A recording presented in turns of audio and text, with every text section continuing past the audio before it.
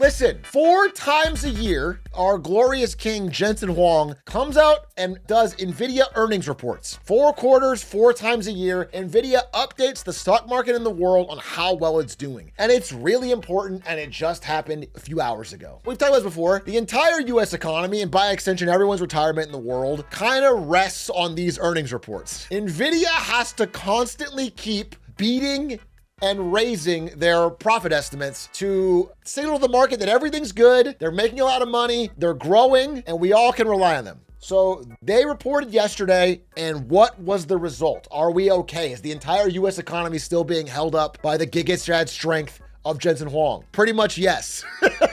But there's a lot to talk about. There's a lot to dive into. So high level, revenue, $46.7 billion in revenue, up 56% year over year. Pretty big. These kind of charts are really good for getting an idea of the health of a company, by the way. Sort of shows where all the revenue's coming from and then where the costs go. Now, one thing you'll notice is that for most companies, this red bar or these red bars are a lot bigger. Most companies don't have this big, fat, nice green margin right here. That's the profit. 33.9 billion gross profit, 28.4 billion operating profit. These are massive margins. And so they end up with a net profit of 26.4 billion. They keep 57% of what they make, which is pretty incredible. $26.4 billion in cash. This is still a really profitable, fast growing, powerful company. Don't get me wrong. And this report was still growing and still good. So while the stock was down a little bit, and we'll explain why in a second, overall, the growth story is not dead or over or,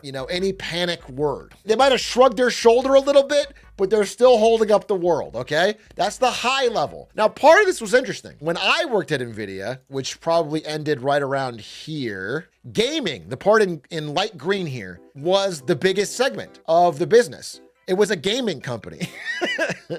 Starting in Q2 of 24, data center, which is the AI chips, started to become massive. And by now gaming's like it's not even really relevant. I mean, it's a tiny chunk. The company is an AI company now. That being said, gaming was actually the surprise upside of this report. This data center growth of 41.4 billion was actually slightly under Wall Street expectations, which is why the stock market was a little jittery on this. Slightly under. It was expected 41.4 or whatever. It's 41.1. No real big deal.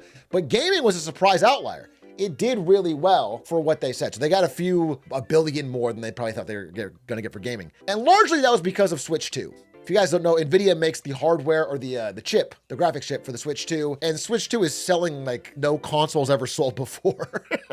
Despite having no games, the Switch 2 is selling better than the Switch 1, which is like the best-selling console ever. At a very high level, there's not much to worry about here. Nvidia's doing what they usually do, which is like big profit, things are growing. The story of Nvidia for the past few years has been everyone wants to buy these AI chips and they keep buying more. But there's a little bit more under the hood that I want to get into because I think this is a very interesting earnings report. And I listened to the whole thing and read a bunch of analysis on it. So the two sore spots, the two dangerous parts under the hood were number one, the data center revenue and the whole AI story. And number two, China. So part one was data center. Gaming beat estimates. ProViz beat estimates. Automotive beat estimates. Data center, it didn't. Data center, it grew a little bit less than expected. Nothing terrible, nothing to worry about. It's unusual because they make these estimates with the idea that they're going to beat them. That's what they've done in the past, and they've consistently always beaten their estimates. To slow down a little bit, it gives the faintest hint that they're approaching a curved top. Instead of going hockey stick exponential up, it feels like they're approaching a curved top. Now again, so minor. I don't want to overstate this. It causes a little bit of a spook, just a little bit of a panic. Now the second part of this, when you dive into data center, which is again where all the money is, like the whole Nvidia story revolves around selling these AI chips for data centers. If you dive into this, it's that all of the money for Nvidia's data center revenue is coming from very few customers. In fact, 39% of their revenue comes from 2 mystery customers. Now, they say mystery. It's actually not a mystery to figure out who can afford to spend hundreds of billions of dollars on GPUs. If you remember this meme image of the US economy riding on Nvidia's earnings. Well, Nvidia's earnings is kind of, based on this analysis from this recent earnings report, is kind of riding on these two guys. The CEO of Meta, Mark Zuckerberg, and the CEO of Microsoft, Satya Nadella, being willing to keep throwing hundreds of billions of dollars, because these two guys, these two companies, Meta and Microsoft, are the big two mystery customers that make up 40%. And if you add in Amazon, Google, and Tesla, it's like 50%. It's pretty much the majority of Nvidia's revenue is coming from these few tech companies. So they have to not only keep spending how much they're spending, but grow more. For Nvidia to grow, they have to say, we're not going to just spend 100 billion this year. We're going to spend 200 billion or they have to keep going up. There's a bit of a key man risk. If even one CEO goes, you know what, we're going to cut back on AI spend, it would cripple Nvidia's earnings, which would in turn cripple the S&P 500, which would in turn hurt the economy. You know what I'm saying? We're now getting so concentrated on the decisions of very few people. But didn't happen yet, so I just want to say that. The second part is the reaction to some of this shakiness would have been higher, but Nvidia at the exact same time in this meeting announced one of the largest stock buybacks a company has ever done. They announced a $60 billion stock buyback, which, is a way for you to take your corporate money to juice your stock price. And again, I think that's like the third largest ever, behind Apple's 100 billion and Alphabet's 70 billion. Again, companies are allowed to do this, but generally a company will buy back its own stock when they feel it's undervalued. Usually when it's off of its highs and they're buying maybe the dip. But Nvidia is buying at their absolute all-time highs, basically, with $60 billion. And it's worth noting that they're spending way, way more on share buybacks than they've been spending on equipment or R&D. Almost all their money is not being reinvested into this colossal AI story they keep saying. It's just into buying back their own stock to keep the stock up. So again, worth looking at. The next major thing, and this is kind of the real story here of Nvidia's, what's going to happen for the next couple of years for Nvidia, and it's worth watching, it's China. Because the China story has been all over the news lately. So we know that Nvidia gets about roughly 10-15% of their revenue from China. But in recent years, it's been harder and harder for them to sell directly into China because Biden and then Trump have banned them from selling their chips into China. And that's led to all sorts of craziness. The first bit of craziness is that there's been a lot more smuggling.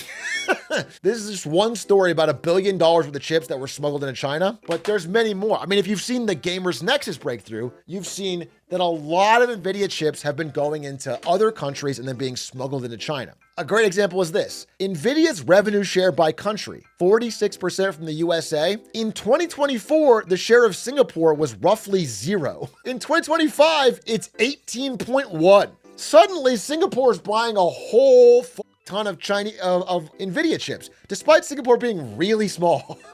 It seems like it is a sign that a lot of chips are being moved into China, but they're being smuggled through.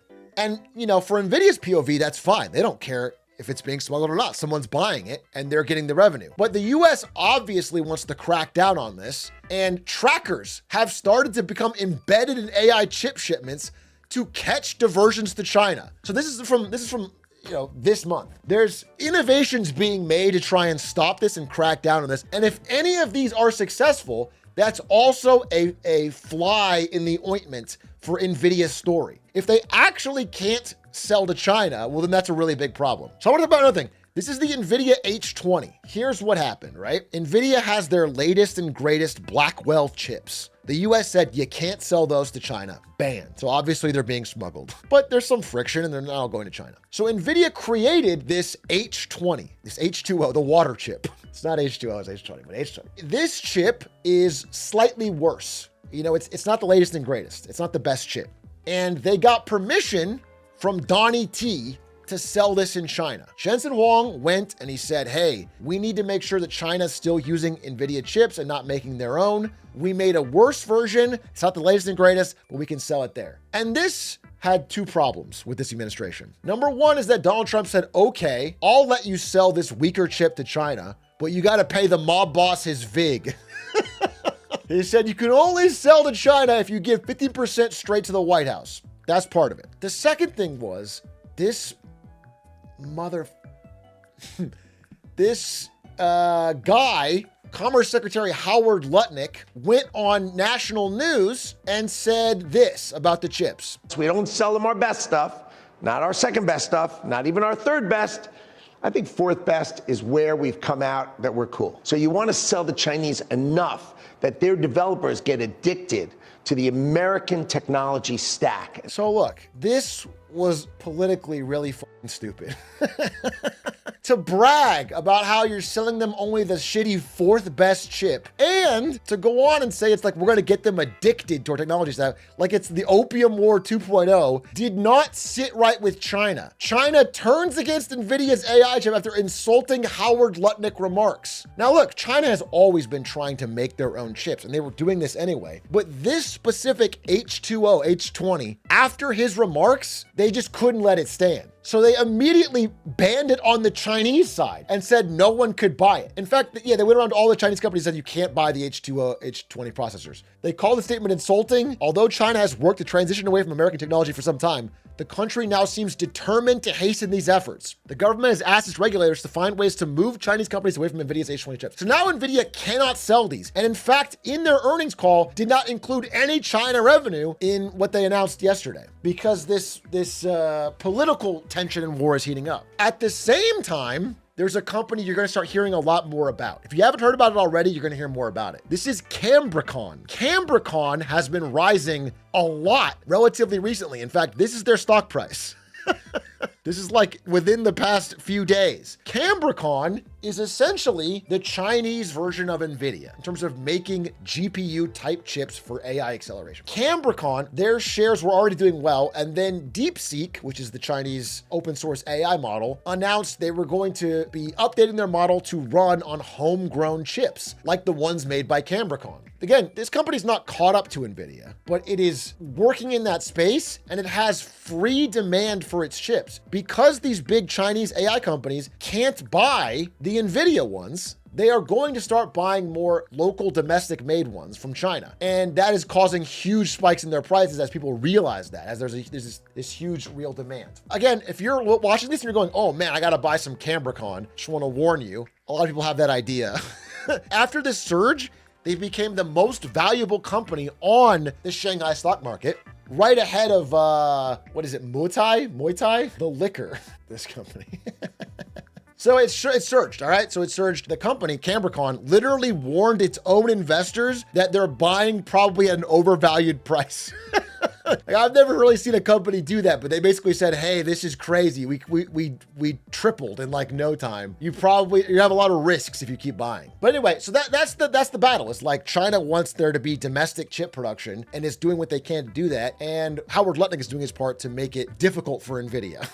So Nvidia, in response, is halting production of the chip they designed for China, and it's going to try to make a new product that can hopefully get sold there. But they have 4 big challenges. So now they have to make a brand new chip for China. If you're Nvidia, to solve this problem and still get growth in China legally, you have to, number 1, make a new chip for China. Number 2, get Trump to agree that you can sell it in China. Number 3, get China to agree to buy it. And then number 4, after all that, you have to pay Trump 15% of whatever it makes. It's a real challenge. Like, the challenges in China are happening right now for Nvidia. That's making it hard to keep that side of their business going. And the smuggling is getting cracked down on, so it's going to make it harder to do that. Now, an even weirder aspect of this whole thing is that Nvidia in their earnings call literally said this. They said, okay, we met with Donald Trump. He gave us a handshake deal that we could sell in China. We got the licenses approved, but he asked for 15% of the revenue. Now, what they said in the earnings call was,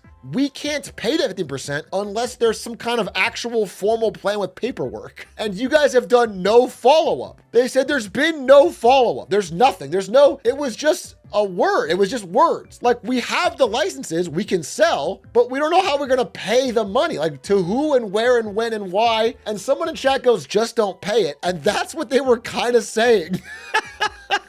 That's so funny. Basically, Nvidia was making the argument that, like, if the teacher doesn't show up, we can leave. They're basically saying, like, if we don't get any paperwork about this 15%, we're just not going to pay anything. I don't have to pay the 15% until I see something's a true regulatory document. If Trump forgore, then they're going to just get by without paying. However, I saw a pretty good analysis of this, which basically said if Nvidia tries to do that, based on the way, Trump has been acting recently, they're going to get Jack Ma'd, which is where Jack Ma thought he had the regulatory approval to launch his Ant financial company. And then Xi Jinping, little broed him, showed up and completely halted it, and then he disappeared for a while. I'm not gonna say Colette Kress or Jensen Huang's gonna disappear. What I'm saying is if they decide to try and go around paying their VIG, they're gonna get blocked. They will not get the export licenses signed. That's the race right now. China is trying to find its own Nvidia. Cambricon and Huawei are sort of the front runners. And Nvidia is trying to somehow balance. I mean, Jensen Huang is like going in interviews in America and saying President Trump has a great plan for the future of this country and America needs to lead in AI. And he's like going to China and saying like, I'm Chinese, I can speak Chinese, and I'm Chinese American. Like he's literally trying to balance two things to be able to keep this place running, to be able to keep sales going across the world. And, I think one of the lessons of this earnings call is that all is getting harder and harder to balance. The political is meeting the business side, and it's becoming hard. There's more and more friction. Just having the better product is not enough anymore with the political stakes. So that's where we find ourselves. Two big threats to Nvidia's future. However, in the present, they are still doing incredibly, incredibly well. They are an extremely profitable company. It'd be hard to bet against them, man. It'd be hard to bet against them. Compared to anyone else in AI, they are making actual real cash profit. And I think that's the update on the earnings. I hope that helps you understand. Thanks for watching.